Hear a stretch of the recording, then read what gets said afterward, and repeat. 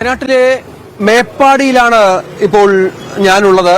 എന്നോടൊപ്പം MS Saneesh കുമാറുണ്ട്, Dan കുര്യനുണ്ട്, MG മിഥുനുണ്ട്, ഒപ്പം S Vinesh കുമാറുണ്ട്. വയനാടിന്റെ വിവിധ മേഖലകളിൽ ഇപ്പോൾ കാലാവസ്ഥയിൽ അല്പം ഒരു മാറ്റം വന്നിട്ടുണ്ട്. രാവിലെ ഒരു ചെറിയ മഴയുടെയൊക്കെ ലക്ഷണമുണ്ടായിരുന്നു. ഇന്നലെ രാത്രിയിൽ മഴ പെയ്തു, പക്ഷേ ഇപ്പോൾ വെയിൽ വരുന്നുണ്ട്. കാലാവസ്ഥ അല്പം കൂടി മെച്ചപ്പെട്ട സാഹചര്യമുണ്ട്. നേരത്തെ പറഞ്ഞു ഇവിടുന്ന് 12 കിലോമീറ്റർ അകലെയാണ് ഈ വലിയ ഒരു ദുരന്തബാധിത മേഖലയായ ചൂരൽമല. അവിടേക്ക് പ്രവേശനമില്ല. ഈ പോലീസ് ഇവിടെ വെച്ച് കൃത്യം ഈ സ്ഥലത്ത് വെച്ച് മേപ്പാടി ജംഗ്ഷനിൽ വെച്ച് മാധ്യമപ്രവർത്തകരെ അടക്കം കടത്തിവിടുന്നില്ല. കാരണം സുരക്ഷിതമായി തന്നെ ഇന്ന് കാര്യങ്ങൾ മുന്നോട്ട് കൊണ്ടുപോകണം. ഇന്ന് ജനകീയ തെരച്ചിൽ നിർത്തിവെച്ചിരിക്കുന്ന ദുരന്തം നടന്ന് 12 ദിവസം കഴിയുമ്പോൾ പ്രധാനമന്ത്രി ഇവിടെ എത്തുമ്പോൾ തെരച്ചിൽ നിർത്തിവെച്ചിരിക്കുന്ന ഒരു സാഹചര്യം കൂടി ഇതിനോട് ചേർത്ത് വായിക്കണം. കാരണം സുരക്ഷാ ക്രമീകരണങ്ങൾ ഒരുക്കേണ്ടതുണ്ട്. തെരച്ചിലുള്ള സാധ്യതകൾ ഇല്ല എന്ന് ജില്ലാ ഭരണകൂടം നേരത്തെ വ്യക്തമാക്കിയിരുന്നു. വിനേഷ് കുമാറുണ്ട്. വിനേഷ്, ഈ നേരത്തെ നമ്മൾ സംസാരിച്ചു വന്നൊരു പ്രധാനപ്പെട്ട കാര്യം ഈ പ്രധാനമന്ത്രിയുടെ വരവുമായി ബന്ധപ്പെട്ടാണ്. വയനാടിന് വലിയൊരു അതിജീവനം ആവശ്യമുണ്ട്. അതിനുള്ള കരുത്ത് അവർക്ക് പകരേണ്ടതുണ്ട്. ഈ നേരത്തെ പറഞ്ഞ ദുരന്തബാധിത മേഖലകളിൽ നിന്ന് ഈ സാധാരണക്കാരായ ജനങ്ങളെ മാറ്റിപ്പാർപ്പിച്ച് അവർക്ക് ജീവനോപാധി അടക്കം നൽകി പുനരധിവസിപ്പിക്കേണ്ടതുണ്ട്.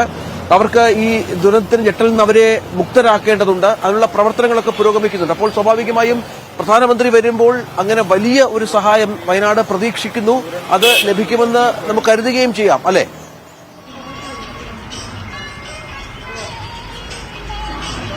രഞ്ജിത്ത്, തീർച്ചയായും. കാരണം വയനാടിന്റെ ഭൂപ്രദേശത്തെ നമുക്ക് 3ആയി തരംതിരിക്കാം. ഒന്ന് വനമാണ്, 2 പ്ലാന്റേഷൻ ഏരിയയാണ്. ഇതിനുശേഷമുള്ളതാണ് ആളുകളുടെ ചെറിയ തോട്ടങ്ങളും അതുപോലെ തന്നെ സെറ്റിൽമെന്റ് ഏരിയകളും.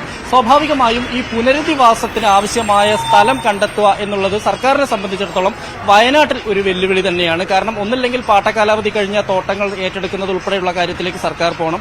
അത് കോടതിയിൽ ഇപ്പോഴും കേസ് നിലനിൽക്കുന്നതുകൊണ്ട് അങ്ങനെ ഒരു സാധ്യതയിലേക്ക് എന്തായാലും സർക്കാർ പോകാൻ സാധ്യതയില്ല. മറ്റൊന്ന് വനമാണ്. വനത്തിലേക്ക് നമുക്ക് പ്രവേശിക്കാൻ കഴിയില്ല എന്നുള്ളതുണ്ട്. എങ്കിൽ പോലും അല്ലാതെ കിടക്കുന്ന ഭൂമി ഉണ്ടെങ്കിൽ, അല്ലെങ്കിൽ തരിശായി കിടക്കുന്നതും കൃഷി ചെയ്യാനാവാത്തതുമായ സ്ഥലങ്ങൾ ഉണ്ടെങ്കിലും ഉൾപ്പെടെ ഇത്തരത്തിലുള്ള ഒരു ടൗൺഷിപ്പ് എന്നുള്ള രീതിയിലേക്ക് സർക്കാരിന് കൊണ്ടുപോകാൻ കഴിയും എന്ന് തന്നെ നമുക്ക് പ്രതീക്ഷിക്കാം.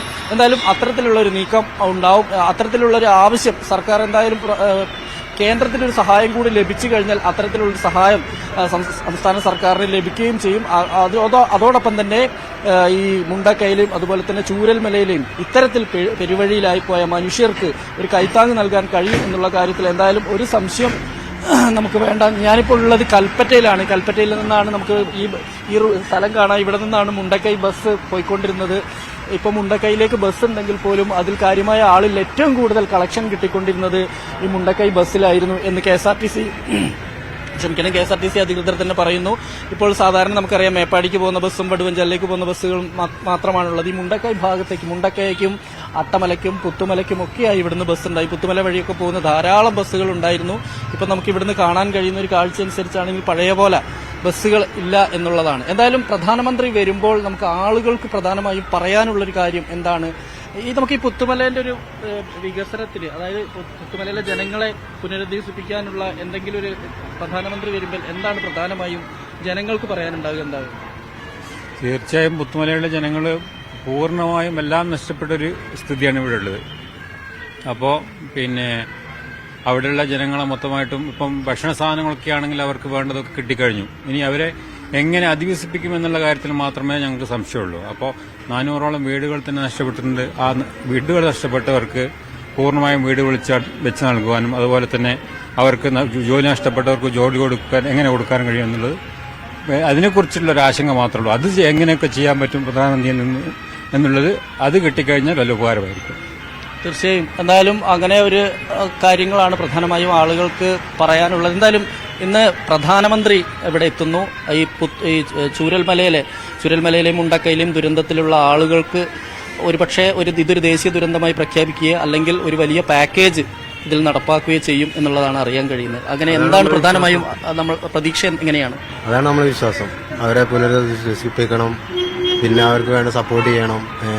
ഭക്ഷണവും വെള്ളത്തിനേക്കാളൊക്കെ കൂടുതൽ അവർക്കിപ്പോൾ വേണ്ടത് ജീവിക്കാനൊരു സ്വസ്ഥമായിട്ട് നിൽക്കാനൊരു വീടാണ്. അപ്പോൾ നമ്മളൊക്കെ അത് നേരിട്ട് കണ്ട ആൾക്കാരാണ് ഞങ്ങളൊക്കെ. അതാണ് പ്രധാനമന്ത്രി വന്ന ഗുണമുണ്ടാവും. സമഗ്ര പാക്കേജ് എന്നുള്ള രീതിയിൽ തന്നെ അല്ലേ? അതെ, എല്ലാവർക്കും ഗുണമുള്ള രീതിയിൽ അങ്ങനെ വേണമെന്നാണ് നമ്മളെ ആഗ്രഹം. അങ്ങനെ നടക്കട്ടെ.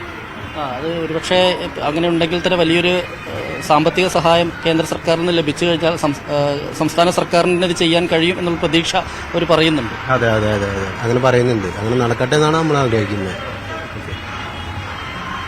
എന്തായാലും ആളുകൾക്ക് പറയാനുള്ള കാര്യം ഇതുതന്നെയാണ്. പ്രധാനമന്ത്രിയുടെ വരവ് അത് വലിയൊരു പ്രതീക്ഷ നൽകുന്നുണ്ട്. ഒരു സമഗ്രമായ പാക്കേജ് അതല്ലെങ്കിൽ ഒരു ദേശീയ ദുരന്തമായി പ്രഖ്യാപിച്ചാൽ തന്നെ അവരെ പുനരധിവസിപ്പിക്കാൻ വേണ്ടി ആവശ്യമായ, നമ്മൾ മനസ്സിലാക്കുന്നത് 2000 കോടിയോളം രൂപയുടെ ഒരു പദ്ധതി നടപ്പാക്കും, ഒരു ടൗൺഷിപ്പ് എന്നുള്ള രീതിയിൽ. കാരണം ഇവർക്ക് വീട് മാത്രം നൽകിയാൽ മാത്രം പോരാ. കാരണം അവരുടെ ജീവനോപാധികളെല്ലാം തകർന്ന് നഷ്ടപ്പെട്ടിരിക്കുന്നു. അവരുടെ വീട്ടിൽ ഇനി ഒന്നേ എന്ന് ജീവിതം തുടങ്ങേണ്ടവരാണ്. അങ്ങനെ തുടങ്ങണമെങ്കിൽ അവിടെയുള്ള എല്ലാ സാധനം, കാരണം അവർക്ക് രേഖകളില്ല, ജീവൻ മാത്രം കയ്യിൽ പിടിച്ച് രക്ഷപ്പെട്ട എത്രയോ മനുഷ്യർ, കാരണം ഒരുപാട് മനുഷ്യർ മണ്ണിൽ അലിഞ്ഞു പോയത് നമ്മൾ കണ്ടതാണ്. ഒപ്പം തന്നെ ജീവൻ മാത്രം കൊണ്ട് രക്ഷപ്പെട്ട, ഉടുതുണിയോടുകൂടി രക്ഷപ്പെട്ട ആളുകളുണ്ട്. അവർക്കിനി ഒന്നേ എന്ന് തുടങ്ങണം. അതിൽ നിന്ന് നമുക്കൊരു കൈത്താങ് നൽകാൻ സർക്കാരിനൊപ്പം ജനങ്ങൾക്കും കൂടെ കഴിയുക എന്നുള്ളതാണ്. ഒപ്പം തന്നെ ഒരു സംസ്ഥാന സർക്കാരും ജനങ്ങളും മാത്രം വിചാരിച്ചാൽ ഇത് നടക്കില്ല. സ്വാഭാവികമായും കേന്ദ്രത്തിന്റെ അകമഴിഞ്ഞ സഹായം ഇക്കാര്യത്തിൽ ലഭ്യമാകണം. എന്തായാലും പ്രധാനമന്ത്രിയുടെ ഈ ഒരു വരവ് അതുകൊണ്ട് തന്നെ വലിയ പ്രതീക്ഷ എന്തായാലും ആളുകൾക്ക് നൽകുന്നുണ്ട്. രഞ്ജിത്ത്.